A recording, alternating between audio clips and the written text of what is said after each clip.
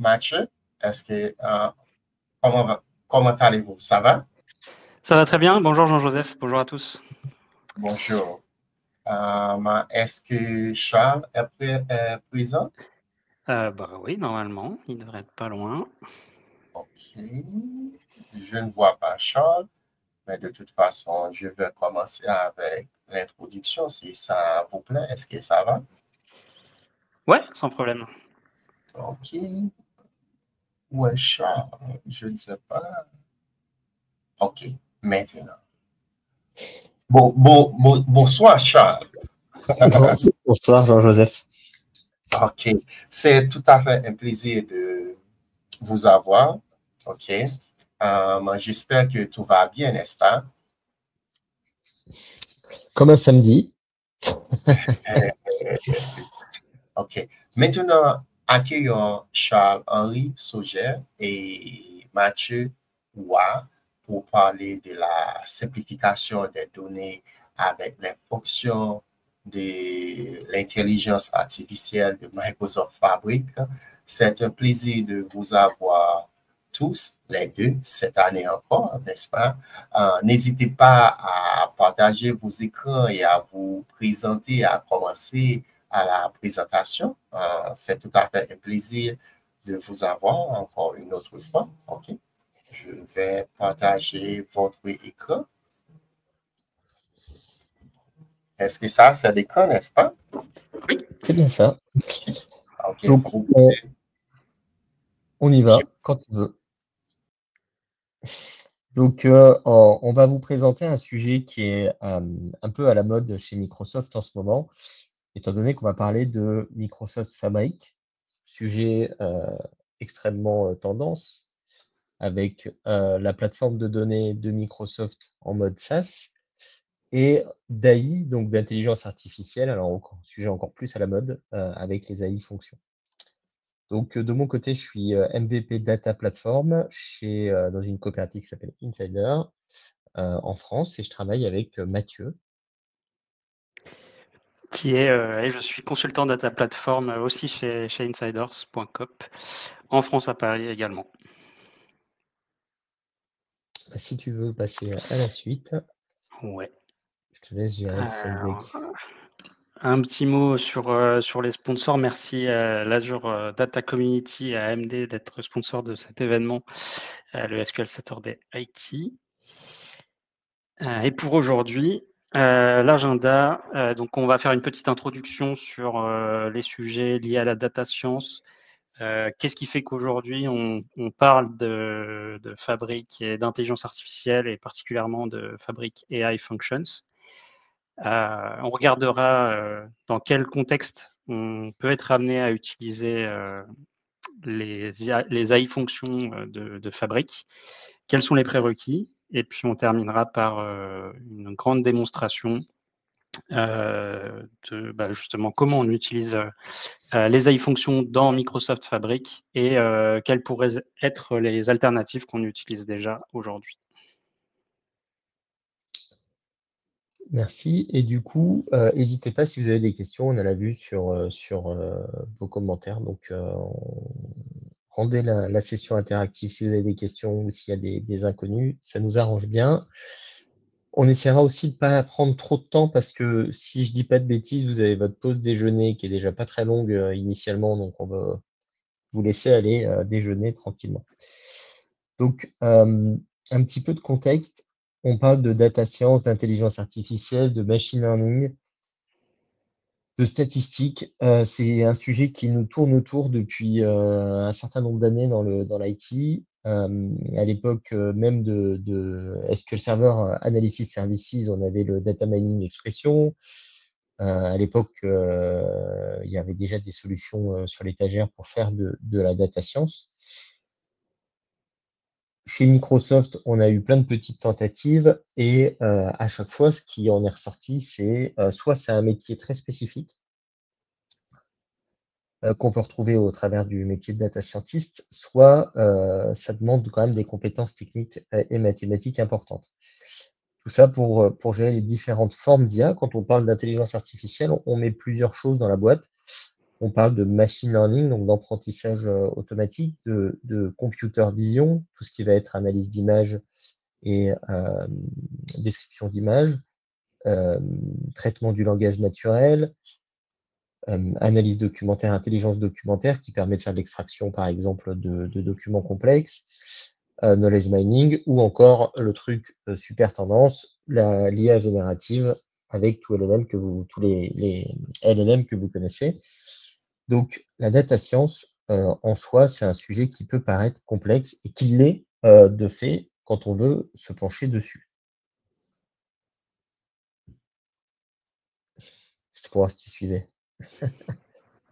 Donc, quand on se penche sur le sujet, on voit qu'on a déjà des notions d'apprentissage supervisé, non supervisé, semi-supervisé, par renforcement, d'auto-ML. Donc, tout un vocabulaire propre à la data science qui ne sont pas forcément faciles à prendre en main. Donc, on va parler de données étiquetées, de données non étiquetées, de plusieurs types de tâches qu'on peut réaliser, qu'il s'agisse de régression pour faire des projections, de classification qui peuvent être soit binaires, multiclasses, de clustering, de détection d'anomalies, de réduction de dimensionnalité. On parle de beaucoup de concepts. Le but, c'est pas de vous expliquer tous ces concepts, c'est de mettre en avant que on n'a pas besoin d'être un expert avec Fabric pour traiter une partie de ces sujets-là. En tout cas, c'est la promesse que fait Microsoft au travers des IA fonctions. Alors, on va voir que c'est pas tout à fait vrai, pas toujours aussi simple. En tout cas, le but des IA fonctions, c'est de simplifier tous ces concepts qui sont des concepts compliqués. Même quand on parle de modèles d'IA générative, aujourd'hui, si on voulait poser des questions à une machine à travers un LLM, on pourrait parler à GPT, ce qu'on a tendance à faire avec Copilot. On pourrait parler à Mistral, si on voulait une version un peu française. On pourrait parler à Gemini, si on voulait parler à Google. Et donc, Microsoft prend tous ces concepts et décide de faire les choix pour nous. Et c'est ce qu'on retrouve au travers de ces IA fonctions pour nous simplifier la vie. Donc, dans Microsoft Fabric, la plateforme SaaS de Microsoft, on a la possibilité déjà de faire du machine learning, la version où il faut comprendre tous les concepts de la slide d'avant. C'est ce qu'on fait soit dans des notebooks, soit dans des projets de développement. Et c'est ce qu'on fait en utilisant deux objets principaux, enfin, le notebook à langage, et en capitalisant sur MLflow à travers les expériences et les modèles. Donc, on a des items dans Fabric que sont les expériences et les modèles. Donc, grâce à ça, on peut dès aujourd'hui, en General Availability, faire du machine learning en utilisant Fabric. On va faire tourner des traitements sur Spark ou sur Python. On va utiliser un des langages supportés, Python, Scala, R, SQL, et on va pouvoir entraîner des modèles. Par contre, ça demande les compétences, ça demande d'avoir compris la majorité des concepts qu'on a vus dans la slide juste avant. C'est peut-être pas votre cas. Et si c'est pas votre cas, c'est là que Microsoft propose de simplifier l'accès à l'IA grâce à plusieurs outils.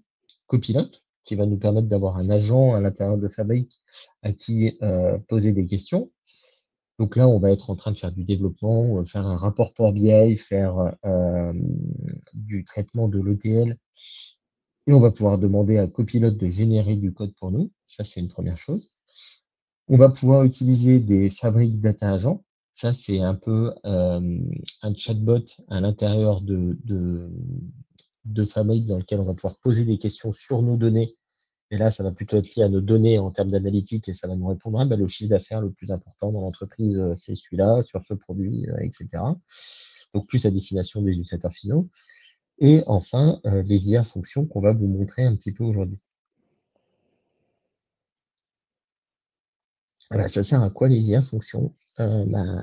Faciliter la vie des data ingénieurs et des analytics ingénieurs. Si vous n'étiez pas à l'aise avec la data science, ou si vous n'avez pas le temps, tout simplement, vous allez pouvoir utiliser les IA fonctions pour faire toutes les tâches que vous voyez à l'écran. Donc, assez simplement, pouvoir utiliser la force des LLM, et plus particulièrement de GPT 3.5 par défaut, pour classifier des données, pour faire des analyses de sentiments, pour faire des extractions d'entités, pour faire de la correction de grammaire et d'orthographe, pour faire du résumé, de la traduction, et pour pouvoir générer des réponses à un prompt basé sur les données. Donc ça, l'objectif, ça va être de faire des choses qui sont relativement complexes. Tout ce qu'on voit ici, c'est des analyses de texte qui sont des actions sur le texte qui sont relativement complexes, et de le faire le plus simplement possible en utilisant les AI fonctions.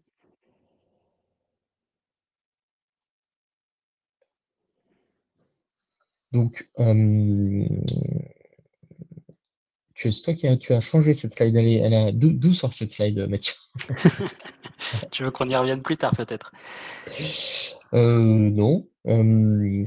Donc, il y a des solutions existantes, mais ça, c'était plutôt sur une conclusion, non? Ou non, utilisation de modèle pour entraîner. Ah oui, non, il y a des solutions, oui, c'est bon, je l'ai rattrapé. Il y a des solutions existantes pour faire tout ce que je viens de dire, au-delà des AI fonctions. C'est que tu as dû déplacer AI fonctions qui était après, je pense, peut-être. Donc, il y a des solutions existantes. Avoir des compétences en data science, on en a parlé. Entraînement d'un modèle, on peut entraîner son modèle, on peut faire son modèle customisé et qui répond parfaitement à nos besoins. L'avantage de cette solution, c'est qu'on est maître de notre modèle, on implémente nos propres règles, on entraîne avec nos propres données, et ça peut tourner sur un contexte large de solutions, que ce soit sur Microsoft Azure, ou sur AWS, ou sur GCP, ou pourquoi pas on-premise. L'avantage d'entraîner un modèle, il va continuer à exister. Demain, on ne va pas remplacer soit par des LLM sur OpenAI, soit par ce qu'on va voir les AI fonctions, tous les usages du machine learning. Bien sûr, ça continuera à exister, on continuera à utiliser Azure Machine Learning aussi. Pourquoi? Pour faire des modèles qui répondent parfaitement à notre besoin et pouvoir les embarquer éventuellement sur des systèmes qui ne tournent pas sur Fabric. Par contre, on peut utiliser des modèles préentraînés du type de ce qu'on peut trouver dans Azure AI Service. Pourquoi? Parce qu'on a juste à utiliser ces modèles sans avoir besoin de les réentraîner. Souvent, on peut malgré tout les personnaliser pour prendre en compte des besoins métiers, soit en ramenant des données sous forme de RAG, soit en les réentraînant partiellement. Et par contre, l'inconvénient, c'est que Azure AI Service, c'est disponible sur Azure et on paye à l'usage. Donc, on a 2 points de terminaison principaux pour ça, pour faire de l'analyse textuelle sur AI Service, soit en utilisant langage.cognitif.azure.com, vous pouvez tester, ou AI.azure.com, dans lequel il y a la AI Foundry, dans lequel on peut aussi déployer des modèles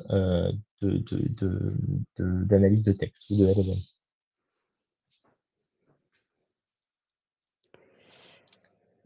Et donc, pour pouvoir jouer avec AI fonction, là, c'est les mauvaises nouvelles qui commencent. Il nous faudra une F64 ou supérieure. Donc, on parle d'une capacité FAMIC.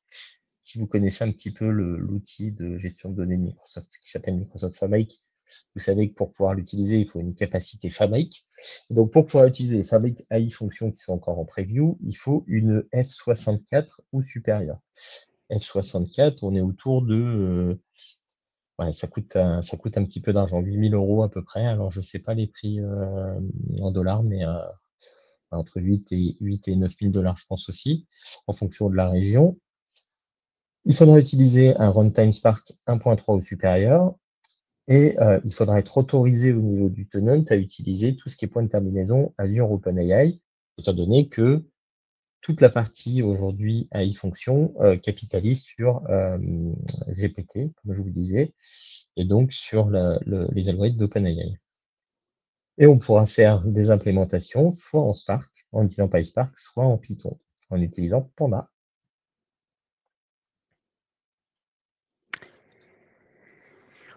Et justement, une présentation de Mathieu.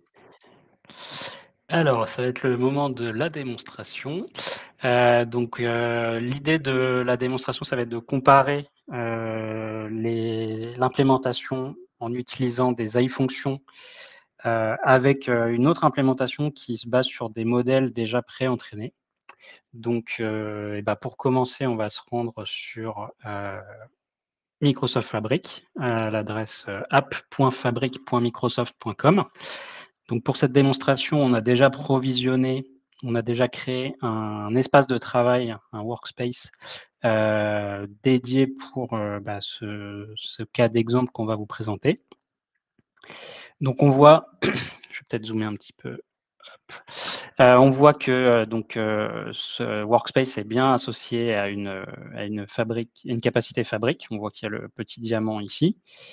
Pour ce cas d'usage, on va travailler sur des données de Stack Overflow.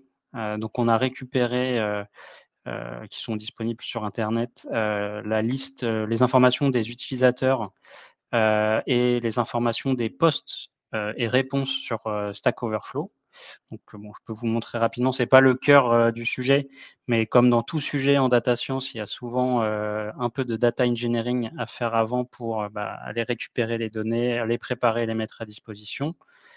Donc là, on vient récupérer voilà, un fichier zip qui contient du XML. Donc l'idée, c'est de venir passer de ces fichiers XML qu'on récupère, qu'on télécharge depuis Internet, qu'on les stocke sous forme d'une table structurée dans laquelle on a des colonnes vraiment identifiées. Donc là, par exemple, on va avoir le nom de l'utilisateur, la biographie de l'utilisateur qu'on va pouvoir notamment utiliser après. Et donc, on voit là qu'en en PySpark, dans un notebook Fabric, on peut faire toutes ces étapes de préparation de données et qui vont venir ensuite écrire sous forme d'une table qui s'appelle Stack Overflow User, écrire sous forme d'une table ces données qu'on aura récupérées et préparées.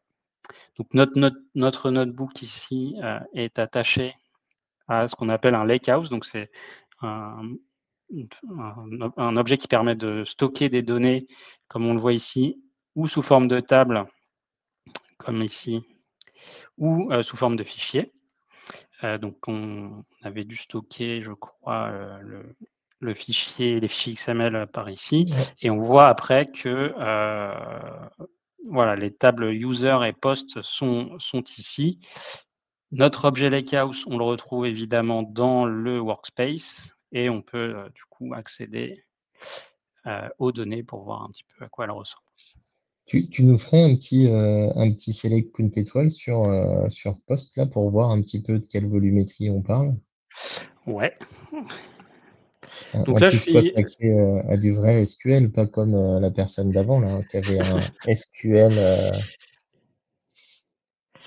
Ouais, alors du coup, ici, donc, je suis dans une interface qui permet de requêter les données qui sont dans le lakehouse sous forme de table. Donc, on voit que je retrouve ici les posts et les users. Donc, on peut faire effectivement un petit compte étoile from Stack Overflow post. Donc là, on a 59 millions de lignes du côté des posts et côté des utilisateurs. 22 millions. Donc je ne sais plus combien, peut-être que toi tu te rappelles combien faisaient les fichiers au départ. Ouais, le fichier XML fait plus de 100 gigas des posts. Parce que il n'y a pas tant de lignes que ça, c'est quelques millions, mais par contre, c'est des grosses lignes, étant donné que c'est des posts au sens questions et réponses sur Stack Overflow, donc on parle de gros champs texte, ce qui est toute la difficulté des analyses actuelles, c'est de faire des analyses sur des corpus de texte. Bah, aujourd'hui, autant dire que la colonne body qui est ici, si vous avez ça en cas d'usage, on ne peut pas les grandir comme on veut. Du coup, si vous avez ça comme cas d'usage, c'est quasiment inutilisable sans utiliser des technologies qui vont nous permettre d'en sortir du sens de façon ensembliste sans avoir besoin de les analyser dans un rapport, par exemple, ce qui serait impossible à utiliser. Tout à fait. Donc, on voit effectivement que là, dans ce cas d'usage, on va travailler avec cette colonne body notamment, et du côté des utilisateurs, la colonne About Me, qui est une biographie qui est complétée par les utilisateurs qui sont inscrits sur Stack Overflow. Et donc, du coup, on va pouvoir commencer à travailler avec un autre notebook cette fois-ci. on a créé ici, pour pouvoir récupérer un modèle déjà préentraîné et l'utiliser sur la base des données. Donc, dans ce contexte-là, on va utiliser voilà, la librairie Python qui s'appelle Transformers, qui permettent d'accéder aux modèles préentraînés de la plateforme Hugging Face. Donc, c'est une plateforme dans laquelle on retrouve une bibliothèque de modèles de machine learning déjà préentraînés. Ce sont des modèles open source. Hugging Face est aussi une entreprise, mais voilà, les modèles, du coup, sont accessibles depuis cette librairie Python assez facilement, ce qui nous permet déjà de passer des étapes de pré-entraînement, d'entraînement des données, où il faut, par exemple, si on veut faire de l'analyse de sentiments, avoir déjà une base conséquente un jeu de données sur lequel on va avoir déjà étiqueté potentiellement les informations pour donner le sentiment sur chaque ligne du jeu de données.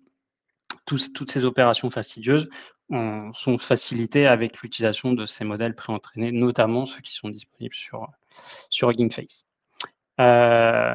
Donc, du coup, l'idée, c'est d'installer voilà, la librairie, de faire les imports qui sont nécessaires. On voit ici qu'on va préparer 2 data frames Spark, un qui récupère les données des utilisateurs, donc de la table des utilisateurs. Donc là, on voit que je fais du Spark SQL sur les tables du Lakehouse qui est toujours attaché au notebook ici. On peut y accéder comme ça. Et même chose sur les postes.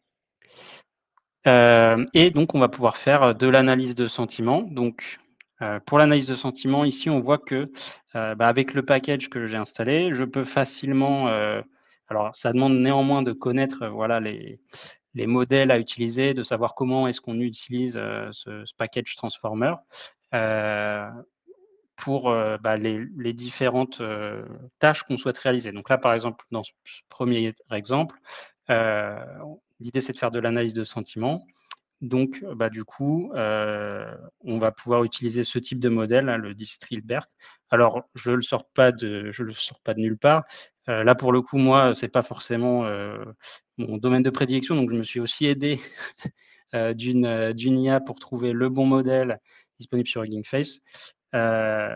Donc, notamment celui-ci qui est particulièrement adapté à l'analyse de sentiments, donc pouvoir définir si, à partir d'un texte, le sentiment est plutôt positif, négatif ou neutre. Et donc, du coup, avec cette première instruction ici, on vient récupérer le modèle.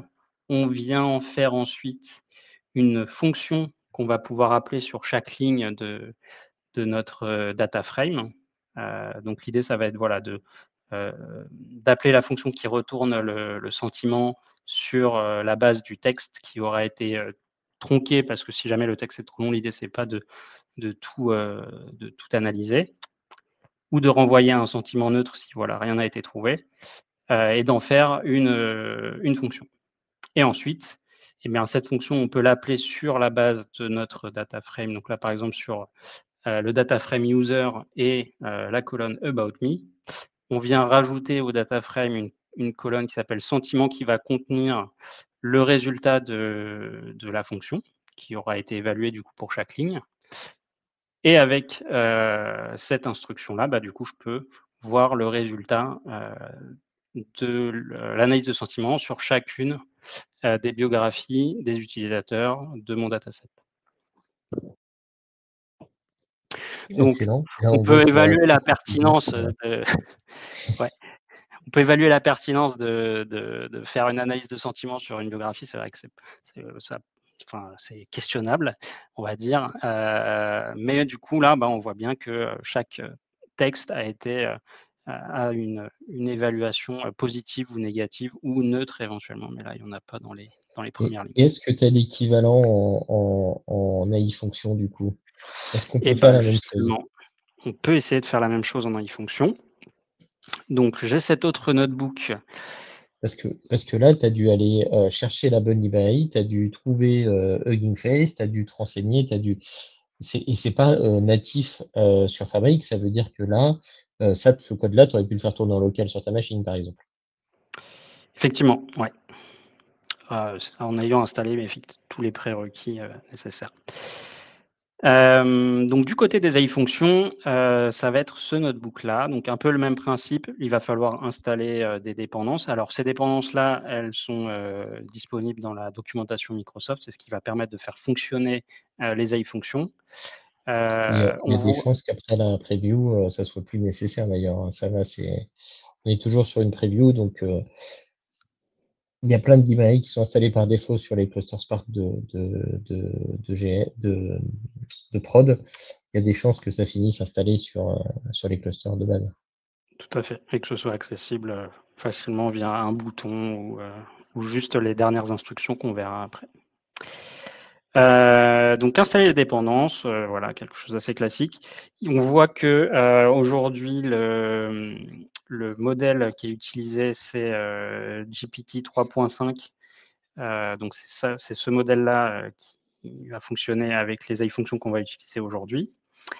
Même principe, on vient récupérer voilà, la liste des utilisateurs et contrairement à tout à l'heure où j'ai dû définir la fonction et puis ensuite l'appeler, on voit ici que en une fonction directement que j'applique sur le data frame qui contient les données récupérées de la table des utilisateurs, je spécifie la colonne d'entrée et la colonne de sortie dans lequel vont être mis les sentiments positifs, négatifs ou neutres. Et bien j'obtiens du coup un nouveau data frame qui est ici, où j'ai de la même façon que tout à l'heure le rappel de la bio et puis le sentiment qui a été analysé. Et éventuellement les erreurs s'il y a eu des problématiques, des problèmes lors de l'évaluation du sentiment.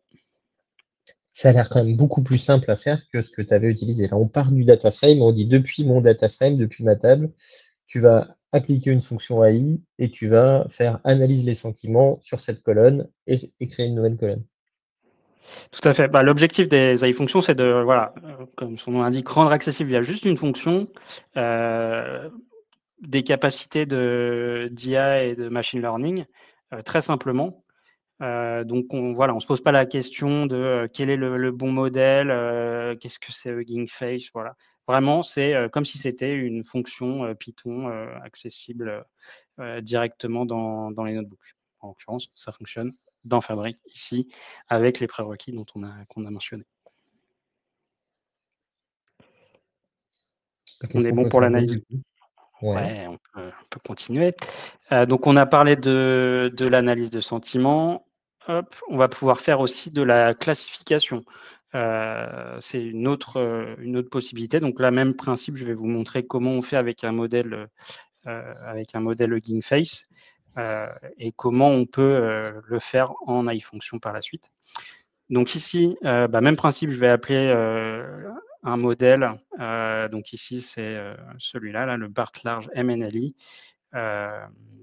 qui permet de classer un texte sans qu'il y ait eu un entraînement spécifique au préalable, puisque là, on va lui donner les catégories dans lesquelles il doit répartir les utilisateurs. Donc on voit ici les catégories qu'on a définies, nous, à l'avance, c'est développeur, chef de projet ou influenceur. Et donc l'idée, c'est à partir des biographies, de classer dans ces trois catégories-là les utilisateurs. Ça, c'est quand même sacrément fort. Ça, c'est des algorithmes du coup qui sont 100% non supervisés. On n'a rien étiqueté dans le jeu de données en entrée. C'est directement lui, basé sur le texte qui est dans la colonne là, que tu vas lui fournir, qui va venir me catégoriser, me choisir dans quelle catégorie tu lui as donné, ce qui convient. Tout à fait. Et donc, justement, ce modèle-là, le BART large MNI, c'est un modèle, encore une fois, pré-entraîné qui sait comprendre du texte et ensuite en générer. L'idée, c'est que le modèle va essayer de regarder la logique entre le texte en entrée et puis la classification et voir si il y a un lien logique entre les deux ou si c'est neutre ou si c'est opposé et du coup déterminer la meilleure classification pour chaque biographie. Donc encore une fois, l'idée, ça va être de créer une fonction qui va pouvoir être appelée ensuite sur les lignes du data frame. Donc, c'est ce qu'on vient faire ici avec cette fonction classify profile qui prend en paramètre justement le texte, donc le texte de la biographie. On fixe les labels et puis ça va retourner le classifieur, donc un des 3 ou inconnu. Voilà. Et donc ensuite, on appelle cette fonction ici sur la colonne About Me. On vient mettre ça dans une nouvelle colonne du data frame qu'on affiche ici. Et donc ici, on voit qu'on a une classification à partir des différentes biographies des utilisateurs. Pour faire la même chose dans les AI fonctions, ça va être vraiment très, très simple. Encore une fois, on a notre data frame qui est ici. On a toujours la colonne About Me. On vient faire dataframe.ai.classify. On donne les labels, la colonne, le nom de la colonne de sortie. Et voilà. Et voilà, c'est fini. Et donc, on voit ici que de la même façon, les différentes lignes, enfin les différentes biographies ont été catégorisées. Donc, encore une fois, on ne se pose pas la question du modèle. Ici, c'est GPT 3.5 et c'est accessible directement en une fonction. Tu m'avais parlé d'un exemple sur les chefs de projet, là, du coup. Tac, alors est-ce que je l'ai là?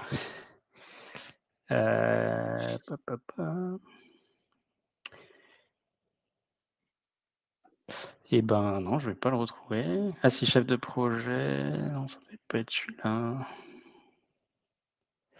Non, je vais pas le retrouver. Mais on voit que quand les descriptions sont lacunaires, on tombe vite On dans, dit le influenceur. dans Ouais. la catégorie influenceur.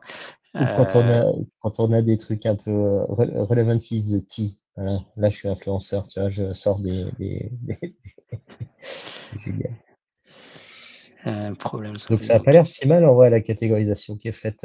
En tout cas, et ce qui est marrant, c'est que c'est la machine qui est capable de catégoriser du coup quelque chose qu'on pourrait croire d'assez personnel. C'est est-ce que tu trouves que cette biographie représente un influenceur? Ce qui n'est pas quelque chose qui est si facile que ça comme question en vrai. Qui est presque un petit peu du point de vue sur les gens. C'est assez fort. Ouais, pas facile. Ouais. Qu'est-ce qu'on peut faire d'autre? On peut essayer, alors bon, ça va être un peu compliqué, mais de prédire le pays d'origine de l'utilisateur à partir de sa description.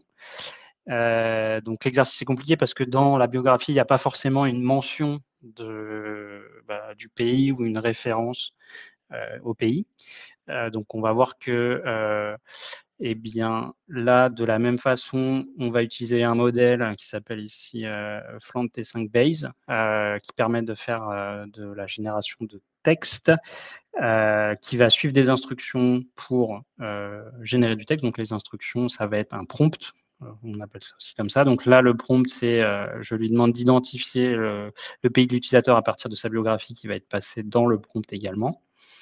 Et l'idée, ça va être de retourner le pays qui aurait été identifié dans une colonne. Donc, même principe, une fonction qui va être appelée sur chaque ligne du data frame. On le voit ici.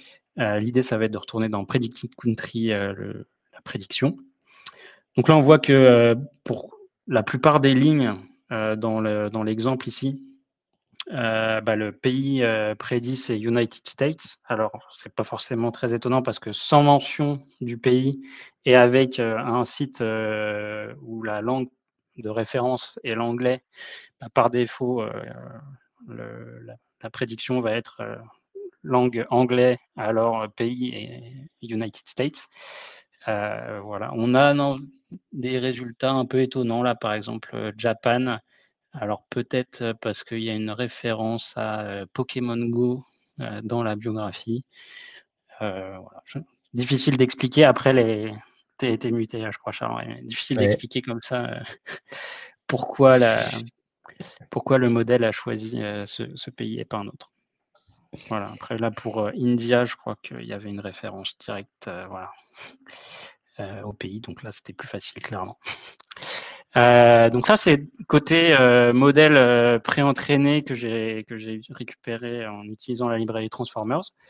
Côté AI fonction, il y a aussi une fonction qui permet de faire des prompts. Donc, c'est generate response, la fonction, voilà, qui encapsule Donc là, tout ce travail peux, dont on a parlé. Ouais. là, tu peux lancer n'importe quel prompt sur une colonne de... Sur une ou même plusieurs colonnes, ouais. C'est assez fort, ça. Ouais. Alors, ce qu'on va voir là, c'est que donc le modèle qu'on utilise derrière les AI fonctions, c'est GPT 3.5. Alors lui, il va pas être aussi coopératif que l'autre modèle qu'on a utilisé qui est provenant de Hugging Face, puisque là, on voit que lui répond que il n'est pas possible de déterminer le pays d'origine à partir de la biographie. Donc on a différentes versions d'une réponse, mais globalement, à chaque fois, c'est désolé, je ne peux pas déterminer le Il a réussi quand même un petit peu, là. Il y en a un, il a dit qu'il était d'Argentine. Ouais, Ah, oui, et puis la partie Inde, il a réussi. En fait, c'est tous ceux qui étaient états-uniens parce qu'ils parlaient juste américain. voilà. Ouais. Donc là, il y a bon, c'est moins de comment dire d'hypothèses prises par le modèle. Voilà. Est-ce qu'on avait ouais, on peut aussi faire de la traduction. Donc là, tout simplement avec la fonction AI translate, on vient spécifier la langue dans laquelle on souhaite traduire le texte, la colonne d'entrée qu'on souhaite traduire et la colonne de sortie. Voilà, pas besoin que de fixer, enfin de déterminer la langue du texte qu'on va passer, quelle que soit la langue d'entrée. Là, le modèle va traduire en français comme on le voit ici. Ça, il y a pas mal de cas d'usage. Moi, je le vois quand on fait du Power BI, on nous demande parfois d'avoir des modèles qui sont traduits. Là, on pourrait imaginer qu'au moment du chargement de l'ETL, on rajoute ce type de transformation pour avoir les différentes langues qui sont demandées par nos utilisateurs. Tout à fait. Encore une fois, là, on montre vraiment quelque chose de très unitaire, mais intégré dans une solution d'analytique plus complète. Effectivement, c'est facilement au moment où on est en train de faire de la préparation de données parce qu'on charge un data warehouse, par exemple, appeler cette fonction, un peu comme si on faisait juste une fonction PySpark ou une fonction SQL plus classique, mais qui ne fait pas forcément appel à du machine learning derrière. Je pense qu'on est bon pour la démo. Qu'est-ce que tu en penses? Oui, complètement. Et on va retourner sur les slides.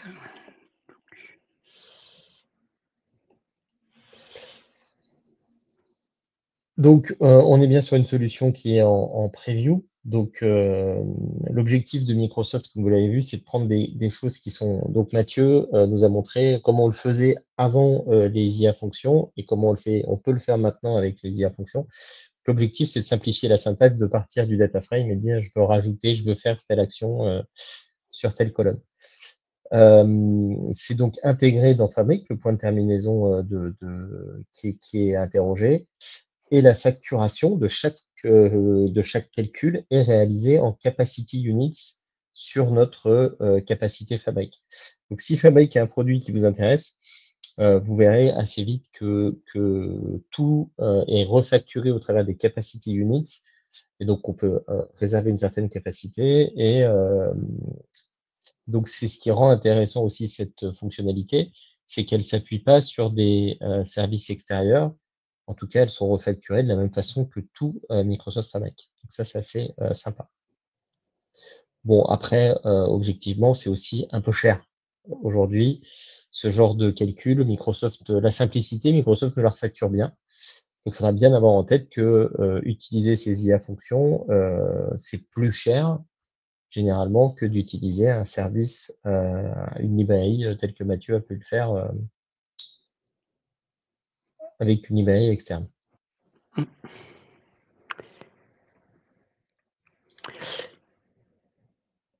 Sur l'approche, justement, bon là, c'est un peu une synthèse de ce qu'on a présenté dans la démonstration. La différence entre l'implémentation des AI fonctions en comparaison avec l'utilisation de modèles plus spécifiques. Donc, voilà, comme tu le disais, dans les prérequis, pour utiliser les AI fonctions aujourd'hui, il faut absolument une F64 ou plus, et les capacités d'essai sont pas compatibles avec cette fonctionnalité aujourd'hui. Néanmoins, la mise en œuvre, on l'a vu, sera assez rapide, hein, juste avec une fonction qui sera peut-être prochainement accessible encore plus simplement. On peut mettre en place de la classification, de la traduction, des prompts, toutes ces choses-là. On est limité évidemment aux fonctions qui sont proposées aujourd'hui dans iFunction. La contrepartie positive à ça, c'est que toute la maintenance derrière la fonction, c'est Microsoft qui le gère. Alors que côté des modèles spécifiques, il va falloir quand même avoir un minimum de connaissances sur voilà, quel va être le bon modèle, comment on l'intègre dans le notebook. Voilà, toutes ces choses-là qui apportent de la flexibilité, mais qui nécessitent d'avoir un petit peu de connaissances. Et puis, on a vu que dans certains cas, un modèle spécifique à une tâche sera peut-être plus précis ou sera peut-être plus spécifique voilà, sur la réponse apportée ou sur la tâche qui va être effectuée. Là où dans iFunction, on est sur un modèle un peu générique qui sait faire plein de choses. Voilà, qui sait faire plein de choses.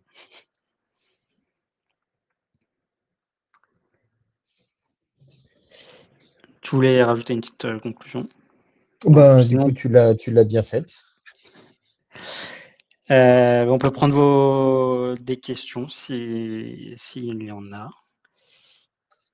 Et sinon, on peut se diriger vers la pause des repas, je crois, si je dis pas de bêtises, Jean-Joseph. On doit être.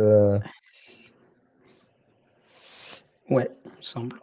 Et du coup, la prochaine session sera à 12h40 sur SQL Analytics sur Azure Databricks.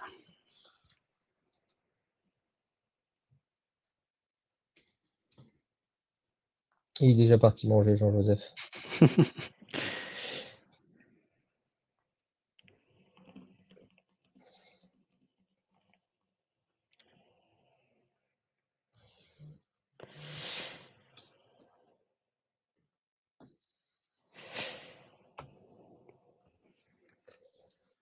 N'hésitez pas si vous avez des questions, on est encore là. Et sinon, merci d'avoir suivi cette session.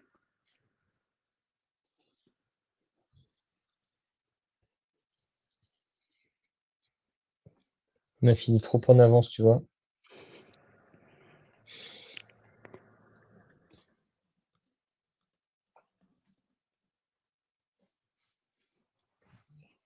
Ah. Ça va? Je m'excuse. Merci beaucoup pour la présentation. Ça a été vraiment formidable. Et maintenant, on a à peu près 25 minutes de pause et on retournera à 12h40 pour être France. Ça a été vraiment, vraiment formidable. Encore merci. Et j'espère que l'année prochaine, on aura l'opportunité de vous avoir encore, n'est-ce pas? On sera ravis d'être là. Et bon, bonne continuation là, sur les sessions qui suivent. Et en particulier sur celle sur Databricks. Ça va être cool. Merci beaucoup. Et on se verra. Merci. Bye bye. Merci. Bonne journée.